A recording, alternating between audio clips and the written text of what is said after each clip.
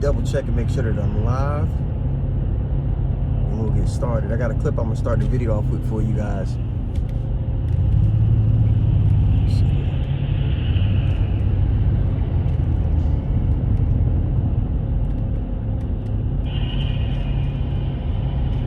Alright, mic check, mic check.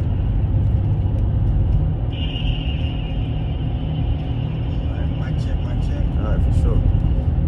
All right, so Shalom, first and foremost, I want to give all praises to the Most High, Yahweh, Bahashem, Yahushai, Bahashem, Rachah, want to give double honors to the apostles and the elders, a great millstone.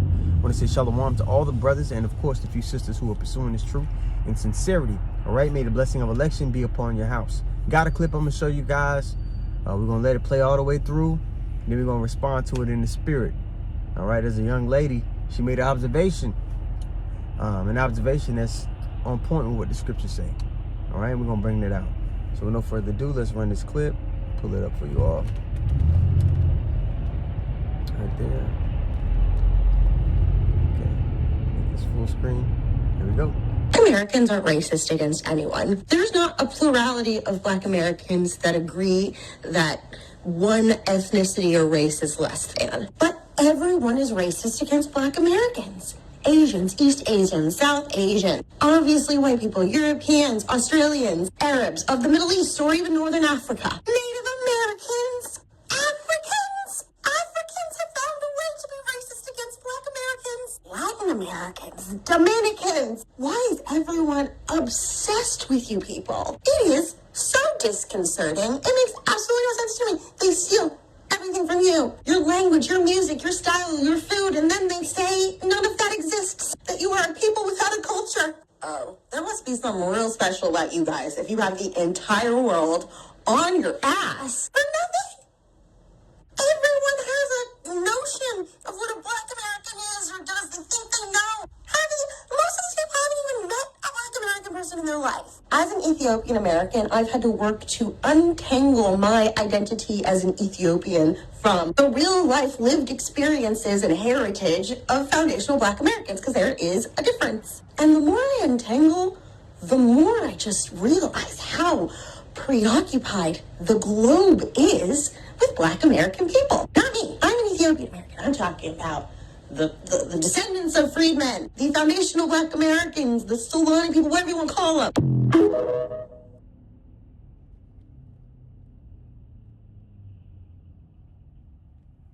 All right, so Psalms 83. Okay, the nations, they made a tumult against the family of the heavens. Let's go there real quick. All right, let me see.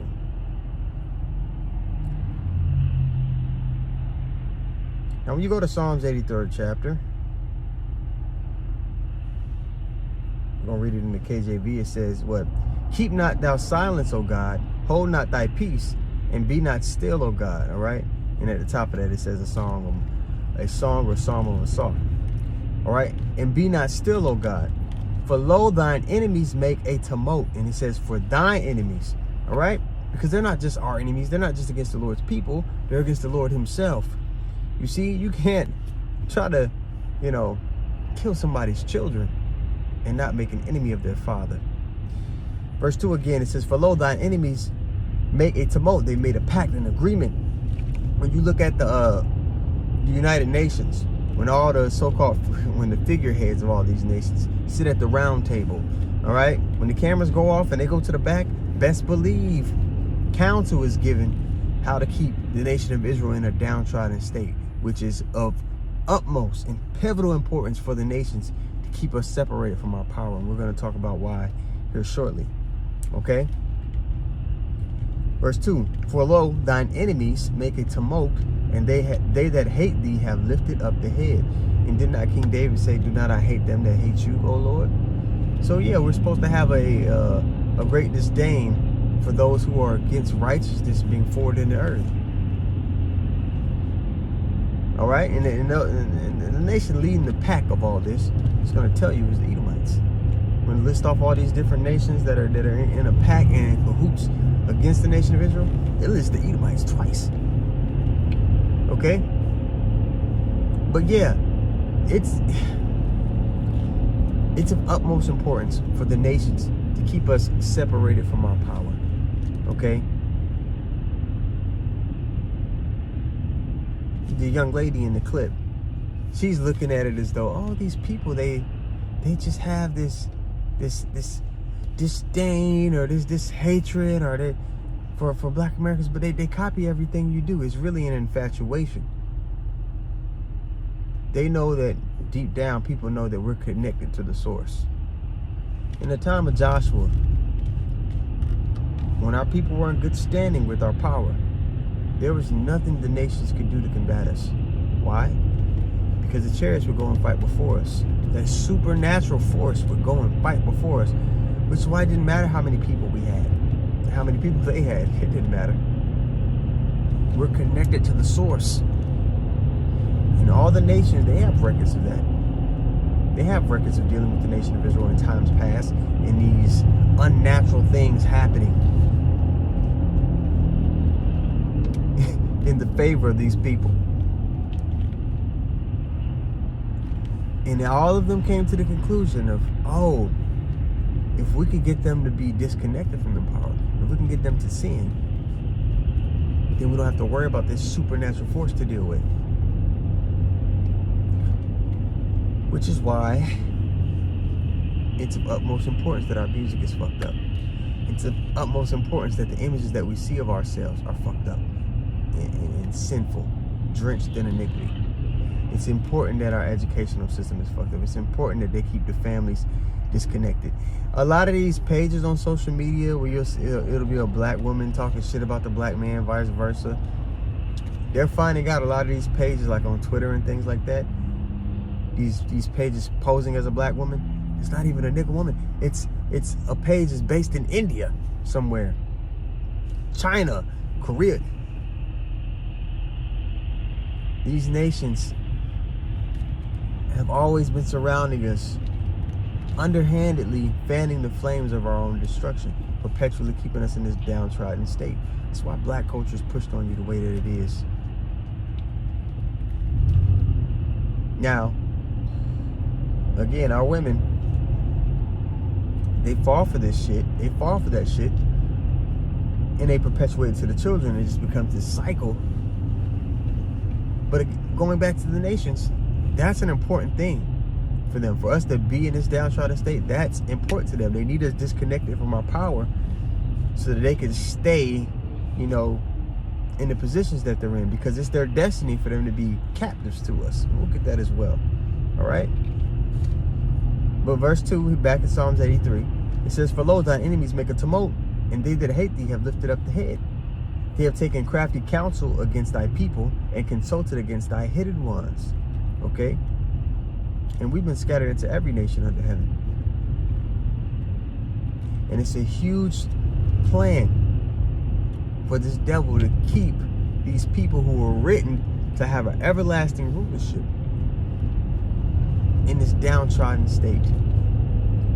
That's why it's such a threat that the remnant has woken up, because that's who the Lord is dealing with. Which is why eventually this devil's going to come like a madman, sparing none. You see? Continuing on, verse 3, "They have taken crafty counsel against thy people, and consulted against thy hidden ones. They have said, Come and let us cut them off from being a nation, that the name of Israel may be no more in remembrance." And they thought they accomplished that, coming back in the Renaissance period, changing the names of lands and people, taking us into captivity over here, beating our language out of us, so that we couldn't even call on the name. The Lord overrided all of that, and still lifted up a remnant of us to serve him and to point out the evil that he's doing. All right? We can't lose. I feel like I say this every video. Do you understand that we actually can't lose? We just have to stay the course. We don't have to be worried about this motherfucker, man. I hate that fucking word. That word. Yeah, years back we learned that the word mother, and I'm not using it in that sense, but we learned that the word mother was back on the plantation. They would put the bag over Jake's head on those breeding plantations, which were the most profitable plantations, the breeding ones. They would put a bag over Jake's head, you know, when they wanted him to sleep with his mother to bring forth more slaves. Anyway, back to Psalms 83 and 5. And I'm going to jump over to the NLT for verse 5. It says, yes, this was their unanimous decision. They all were in cahoots. They all were in agreement. This was their unanimous decision. They signed a treaty as allies against you. And check it out. It's going to list off the nations, right? These Edomites. You know the Edomites, they got beef with us. It was written for them to have beef with us and to have that perpetual hatred towards us.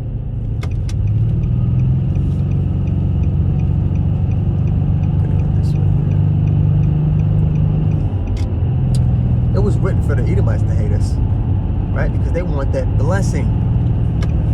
Bring it up every lesson. 2 nations were promised an everlasting rulership and dominion. Us and them. So, yeah, they're going to hate us. But they've gotten the nation to be on board with that. Okay? So it says, verse 6. These Edomites and Ishmaelites, the Ishmael, the Arab, they took us into captivity too. The Moabites and the Hagarites, and the Moabites are never too far behind the Edomites in all their dealings. The Gebalites and the Ammonites and the Amalekites. So the Amalekites are the tiny tops, the small hats. So it names the Edomites twice.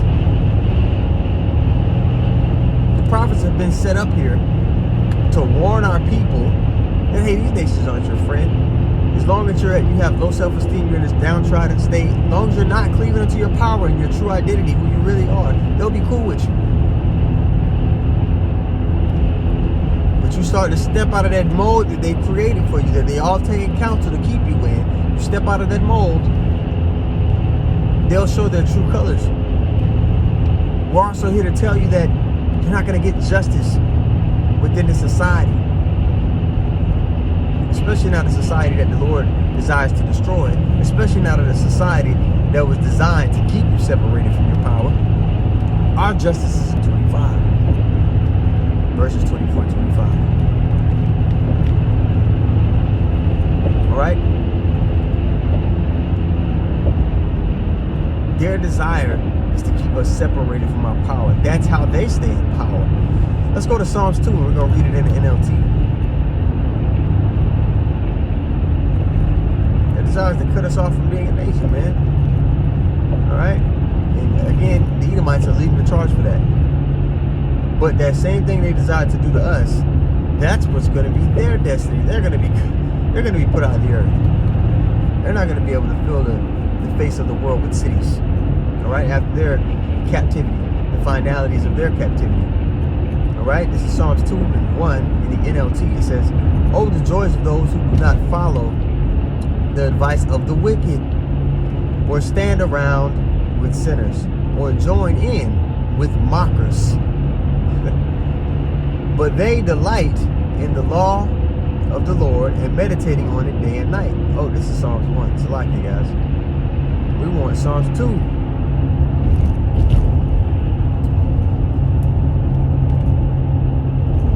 All right, Psalms 2. It says, why are the nations so angry?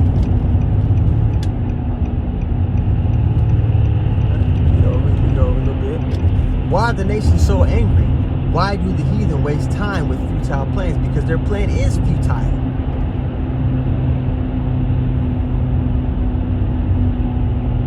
Well, they've clicked up what the Edomites to do. It's going to be to no avail. All right? The Lord has them in the trick bag.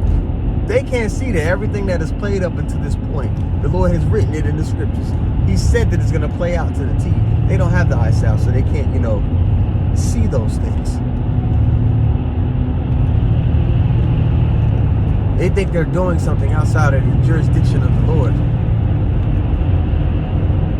Not at all. Okay? Verse 2. The kings of the earth prepare for battle. The rulers plot together against the Lord and against his anointed. Let us break their chains, they cry, as against his anointed one. Let us break their chains, they cry, and free ourselves from slavery to God. They desire to free themselves from captivity to the Lord because that's their destiny. Which, at the end of the day, they're going to be better off for it. They're going to be better off having a righteous government, a righteous rulership, and not having to be in bed with this devil who is not looking out for their best interest.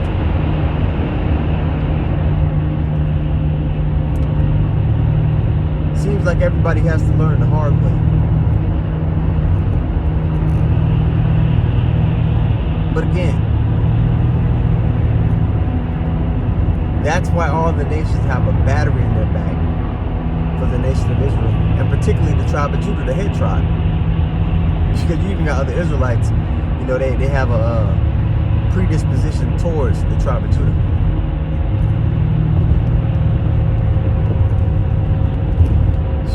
Even other Israelites, other Southern Kingdom. I grew up in Orlando. I grew up, you know, in a so-called Haitian community. The Haitians, they look at Jake like, oh, these guys are cowards. You didn't stand up and fight against this devil. That's how they look at Jake. That's how they look at Judah. Benjamin, same way they look at Judah like that. So it's layers upon layers. But you know, Abarat Tazah, man, the lesson was edifying. I want to give all praises once more to Yahweh, Bahashim, Yahushai, Bahashim, Wadash. Make the devil honesty possible for the elders of Great Millstone. I want to say shalom to all the brothers and, of course, the few sisters who are pursuing this truth in sincerity. All right? May the blessing of election be upon your house.